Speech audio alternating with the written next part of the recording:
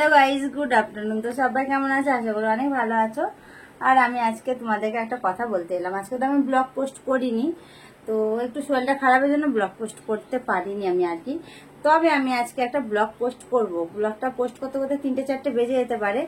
Bathing blog post করব। যারা bathing blog দেখতে ভালোবাসো, বিশেষ করে আমার দেওররা, তাদের জন্য স্পেশাল একটা বাথিং ব্লগ আসতে চলেছে খুব শিগগিরই, দুপুরের মধ্যে, ঠিক আছে? বিকালের মধ্যে, 4টের মধ্যে, 3টে থেকে 4টের মধ্যে।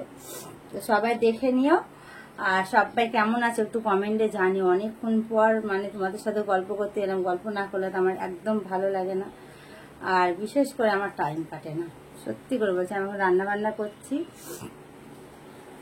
আবার রান্না বান্না করে খাওয়া দাওয়া করবো, তারপরে চানটা করতে যাবো, দিয়ে চানের ব্লগটা বানাবো, ঠিক আছে? তো চলো, বাই বাই, টাটা। দেখা হচ্ছে তাহলে 3টে থেকে 4টের মধ্যে আবার, ঠিক আছে? সবাই দেখো, কেউ মিস করো না যেন।